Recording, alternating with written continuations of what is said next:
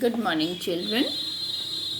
Welcome to class 11 chemistry class. This is the states of matter. Next class. Today we will see what are the factors that will decide whether the matter will be in solid state or in liquid state or in gaseous state. Secondly, we will see all the three gas laws and their mathematical expressions. Also, the combined gas law, its mathematical expression, Dalton's law of partial pressure, and the related numericals. Let's start with that. So, last class we have seen we have various intermolecular forces, and these attractive forces are known as commonly van der Waals attractions. This van der Waals attractions are able to keep the particles together, and thereby the particles remain more associated or congested in one place. On the other side, since the particles are always in a state of random motion, they are having some kinetic energy which is expressed as thermal energy. This thermal energy always tries to keep the particles away from each other or is ready to move the particles or separate the particles. So van der Waals attractions tries to keep the particles together, while thermal energy keeps a haphazard motion in particles or tries to, as far as possible, the particles should stay apart from each other. It is the balance between this van der Waals attraction and thermal energy which decides whether the matter will be in solid state or the matter will be in liquid state or the matter will be in gaseous state. Let's see this, how the three states of matter could be expressed. We have van der Waals attraction,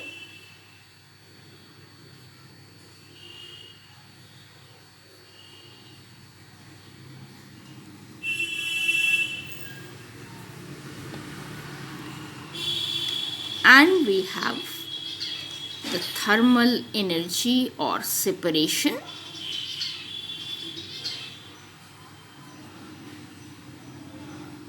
This is just a balance. One of the pan is like this.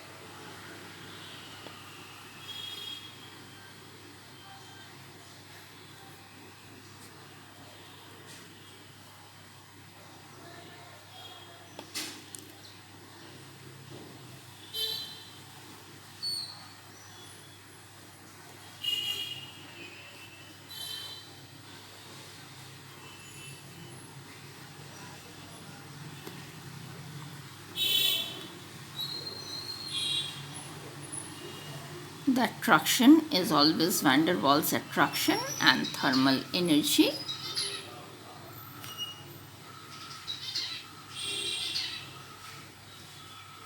So what we could find, when the van der Waals attraction is much higher than thermal energy, the particles are close to each other They are fixed at their lattice points, and this is the case that is called solid state.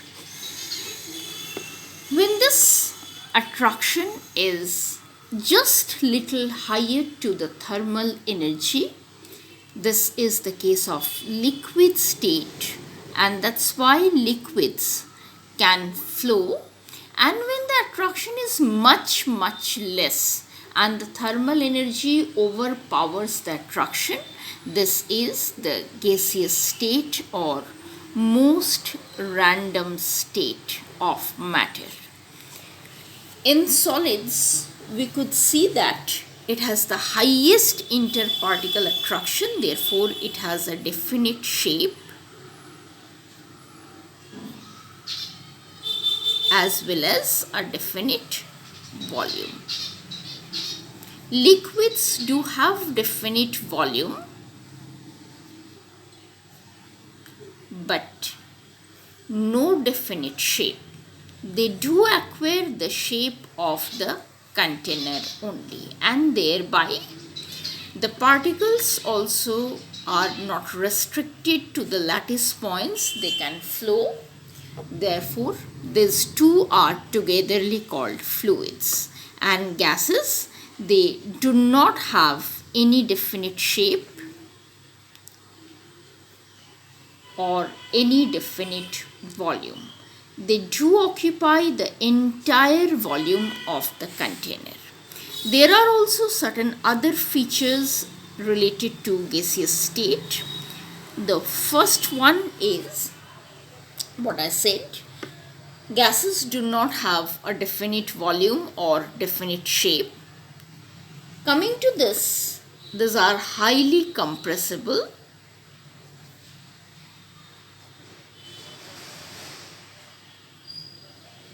Whatever amount of gas is present in a room could be compressed into a 2 milliliter syringe also. They do exert pressure, equal pressure in all direction.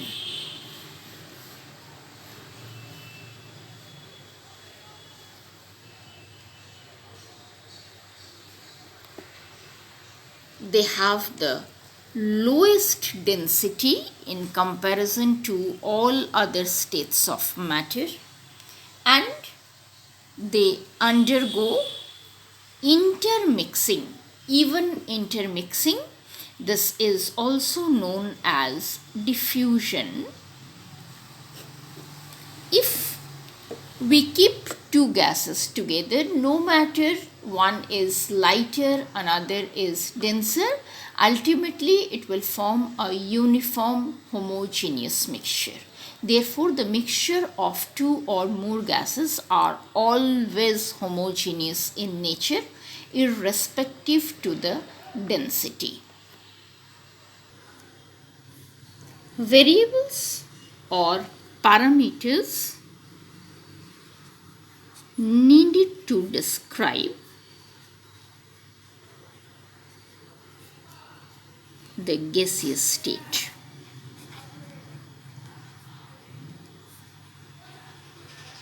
Of matter.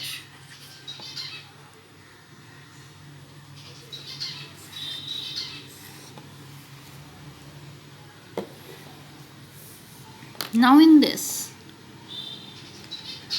in order to describe certain amount of gas confined in a system which is under consideration,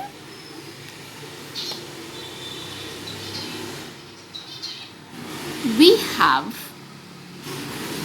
volume as a variable factor for gas. That is, we have to describe this certain amount contains how much gas. We have temperature, which is the average kinetic energy possessed by all gas particles. We have the pressure that is exerted by the gas, and actually gases do have a high thermal energy. For this, the particles present over here, these are in a state of random motion. So it is evident that if there is no predefined path, if they are exhibiting Brownian movement, that means this particle is moving like this, there's no predefined path, every particle is moving like this. For example, if I'll ask you just to move around in a room with your closed eyes, the most effective consequence would be observed that you would be colliding with each other. As well as there is every chance that you would collide with the walls of the room. So here is the case that the particles will collide with each other, that is called the bimolecular collisions or binary collisions. However, the binary collisions are not affecting the pressure of the gas. It is the number of collision to the walls of the container that would finally decide what is the pressure exerted by the gas. And as you all know, that pressure is equal to force per unit area. So with which force the particles are striking to the walls of the container and how many such collisions do occur is the measure of pressure. And the next one is very important, that is the mass, or would be represented in terms of moles of the gas. So these are the 4 variables needed to describe the state of the gas. In this, we will only consider a system called closed system, where once we start the operation, the mass or number of moles would remain constant.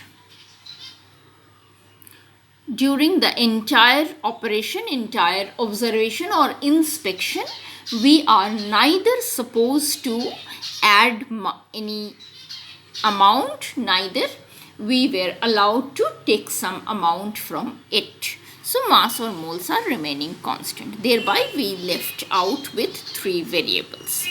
Keeping these 3 variables, if we put certain restriction,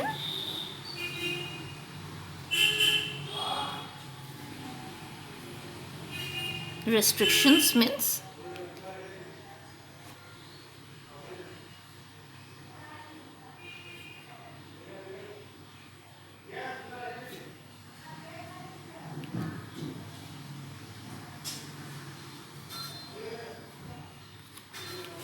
if we put certain restriction, this would be known as some process. Restriction means sum of this, out of these 3 variables left now, pressure, volume and temperature, we will keep one by one constant.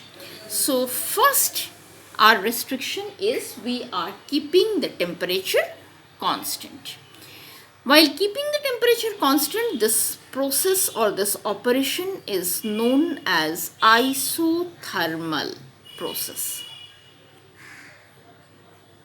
I am telling you one point. Iso stands for same and thermal is temperature. So isothermal process, the temperature is remaining constant. Out of temperature when remains constant, out of P, V and T, if T remains constant, we have the 2 variables left, pressure and volume, and the variation is at constant temperature. If we are increasing the volume, it's obvious that the pressure would decrease. That is, if we just move the piston down, we are decreasing the volume, more gas particles will be confined in one place, then it's obvious that they would have larger pressure exerted. So this pressure is inversely proportional to volume. Inversely proportional means if one increases, another decreases. And this is proposed by a scientist called Robert Boyle He is also known as father of the modern chemistry. That's why this law is known as Boyle's law. Now, what is this Boyle's law then?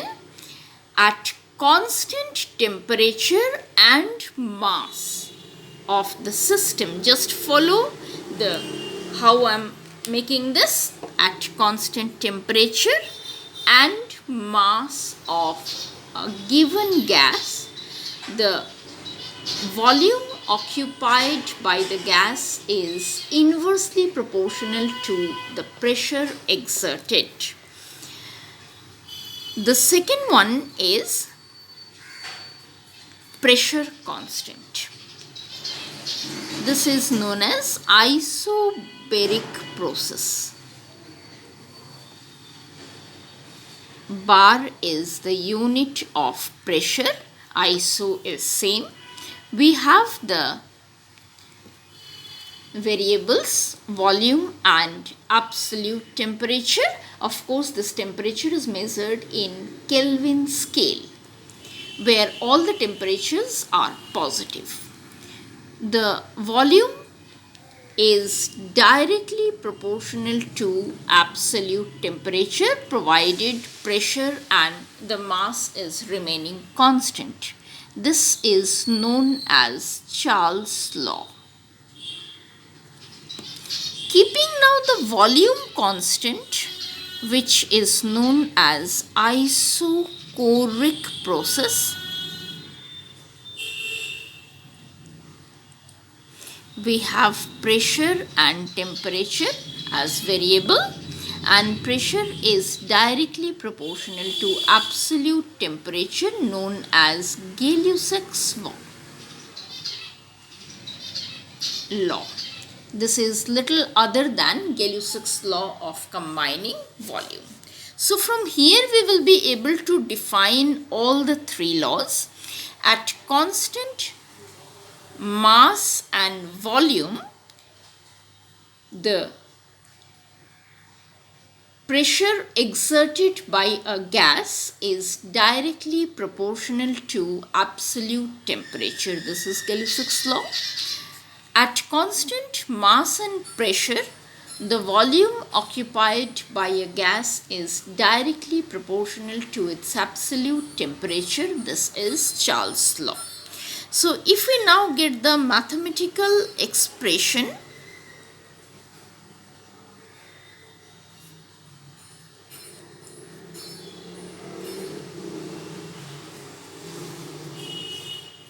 for Boyle's law, we got P is proportional to 1 by V provided temperature and mass both are constant.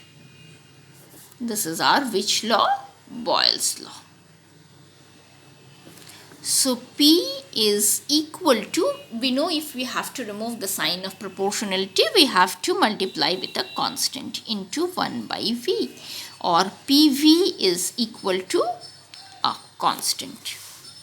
So, in case of initial state, if suppose our pressure is P1, volume is V1, final state volume is V2, pressure is P2, we will have P1 V1 is equal to P2 V2. That is the mathematical expression of Boyle's law, provided we can apply only when temperature and mass are kept constant. So now if I'll ask that in a system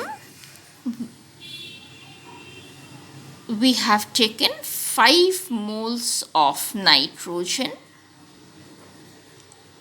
at 300 Kelvin and we have taken 100 milliliter of a gas that is exerting a pressure of 70 millimeter mercury. If now I will increase the volume to 200 milliliter, what will be its pressure? This is P1, this is V1. So actually what are we doing? Keeping this to constant, we are doubling the volume. it's obvious that the pressure would be halved. If we'll do the calculation, we will find P1 V1 is equal to P2 V2, that is 100 into 70 is equal to 200 into P2, and then P2 comes equal to 35 millimeter of mercury. So I said if the volume is double, pressure would be halved, and vice versa. It shows that if one increases, another decreases. That is actually the Boyle's law mathematical expression. Now we'll come to Charles' law. Charles' law. We know that at constant pressure and mass, the volume is directly proportional to absolute temperature. So this V by T is constant, or we could say V1 by T1 is equal to V2 by T2. This is the mathematical expression for Charles' law, provided the pressure and mass, these two are kept constant. The next one is Gay-Lussac's law, which states that P is proportional to T at constant volume and mass. So P by T is also constant, and we could say P1 by T1 is equal to P2 by T2, which is the mathematical expression for Gay-Lussac's law, provided our volume and mass, these two are kept constant. Now we will do the combined gas equation. What is that combined gas laws? We know that P1 V1 is equal to P2 V2 as per Boyle's law. And as per Charles' law, V1 by T1 is equal to V2 by T2. So from the law of joint variation, we have P1 V1 by T1 is equal to P2 V2 by T2. Or PV by T is equal to a constant, and this is represented by PV is equal to nRT, where N is the number of moles of the gas, and R is universal gas constant. This is constant irrespective to any gas as well as irrespective to any time and place. In this equation, PV is equal to nRT.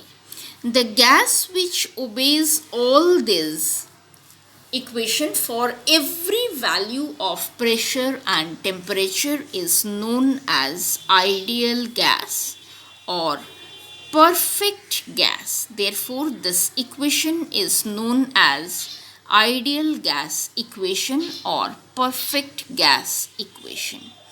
We have one corollary related to this, that we are writing PV is equal to nRT, or PV is equal to N is the number of moles, that is equal to the mass of the gas divided by molar mass into RT, or P into M is equal to the mass of the gas by volume into RT. As we know, mass by volume is also known as density, so we could tell PM is equal to dRT. At constant temperature, this T is constant and R is always constant. The molar mass of a given gas is constant. Therefore, at constant temperature, the pressure of a gas is proportional to its density. This is the given corollary, and based on this we could do different types of numericals too. Now let's come to the next one, Dalton's law of partial pressure. Let's see what you mean by partial pressure. In case we have a mixture of gases,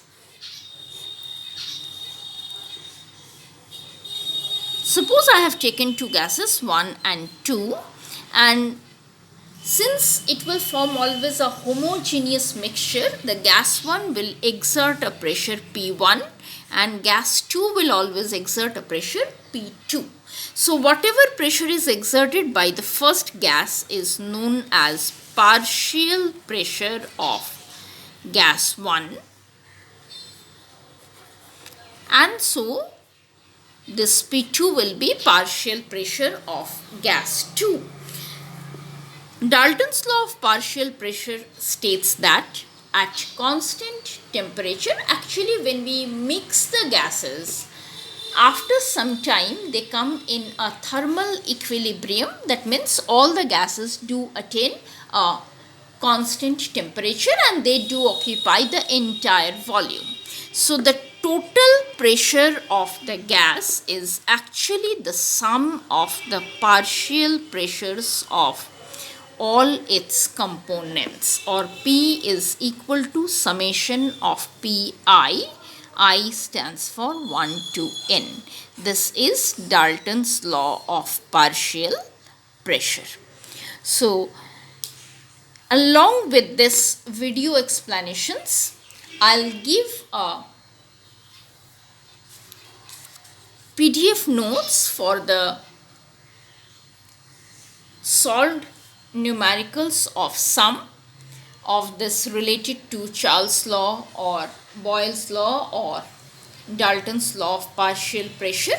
One of the most important outcome of Dalton's law of partial pressure I'd like to tell, that is called aqueous tension. Now what is that aqueous tension? We know that certain gases, say for example hydrogen, when prepared in laboratory is collected over water. As hydrogen is highly combustible in presence of air, so it is collected over water. And when it is collected over water, it is saturated with water, and this hydrogen collected is actually moist hydrogen. This moist hydrogen is a mixture of dry hydrogen plus water vapor. The pressure exerted by the water vapor is called aqueous tension. So in case we have to find the pressure of the dry hydrogen, it is the pressure of moist hydrogen minus aqueous tension, how we are supposed to do the numericals. Along with this video tutorial, I'll send you a PDF of the solved examples of sum, and also I'll provide some of the worksheet questions along with this PDF. Thank you.